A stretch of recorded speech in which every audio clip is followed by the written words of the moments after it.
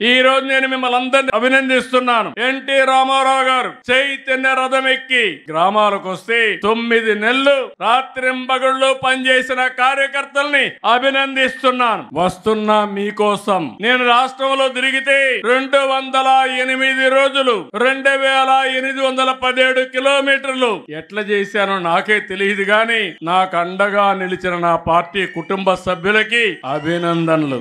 యువగళం పేరుతో లోకేష్ గారు 226 రోజులు 3112 కిలోమీటర్లు 2024 అధికారంలోకి రావడానికి దోహదం చేసిన యువగళానికి నీరాజనాలు పలికింది కూడా మీరందరూ. ఈరోజు తెలుగుదేశం పార్టీ ఒక విషయం మీరందరూ గుర్తుపెట్టుకోవాల్సిన అవసరం ఉంది.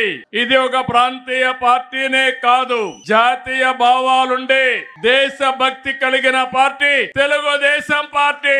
ఎవరికి అవకాశాలు రావు, మనకు అవకాశాలు వచ్చాయి. నేషనల్ ఫ్రంట్ ఏర్పాటు చేసి ప్రత్యామ్నాయ గవర్నమెంట్ ఏర్పాటు చేసిన వ్యక్తి నందమూరి తారక రామారావు గారు. యునైటెడ్ ఫ్రంట్ ఏర్పాటు చేసిన పార్టీ తెలుగుదేశం పార్టీ. 2 గవర్నమెంట్ లో మీరు ఒకసారి చూస్తే ఎన్డీఏ 1 and 2 గాని వాజ్పేయి గారి పీరియడ్ లో, మళ్ళీ ఈ రోజు కూడా కేంద్రంలో కీలక పాత్ర పోషించే పార్టీ తెలుగుదేశం పార్టీ. దేశంలో ఎవరికి దక్కని అవకాశం పార్లమెంట్ లో ప్రధాన ప్రతిపక్షంగా పనిచేసిన పార్టీ తెలుగుదేశం పార్టీ అని చెప్పి నేను మీకు తెలియజేస్తున్నా. ఇవన్నీ చూసినప్పుడు నేను ఒకటే మిమ్మల్ని అందరినీ కోరుతున్నాను. ఎన్నో కార్యక్రమాలు చేశాం. బాబాసాహెబ్ అంబేద్కర్ కి భారత రత్న రావడంలో కీలక పాత్ర పోషించిన వ్యక్తి ఎన్టీఆర్. ఆ రోజు నేషనల్ ఫ్రంట్ లో అని చెప్పి కూడా నేను మీకు తెలియజేస్తున్నా. అభివృద్ధిలో మీరు చూస్తే 99లో ఏదైతే గోల్డెన్ క్వాడ్రిలేటరల్ రోడ్డు ఉందో ఆ రోడ్డుకు నాంది పలికిన పార్టీ తెలుగుదేశం పార్టీ. విద్యుత్ సంస్కరణలు తెచ్చిన పార్టీ తెలుగుదేశం పార్టీ.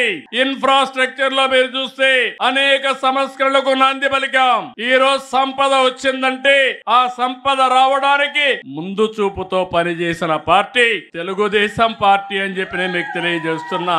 ఒక సంస్కరణ కాదు, విద్యా సంస్కరణ తీసుకొచ్చాం. నేను ఎప్పుడూ ఒకటే ప్రగాఢంగా భావిస్తాను. ప్రభుత్వం వల్ల, ప్రభుత్వ విధానాల వల్ల జీవితాలు మారతాయి. అదే ప్రభుత్వ విధానాల వల్ల, ప్రభుత్వ పనితనం వల్ల ప్రజల జీవితాలు నాశనం అవుతాయి. ఈ విషయం మీరు గుర్తుపెట్టుకోవాల్సిన అవసరం ఉంది.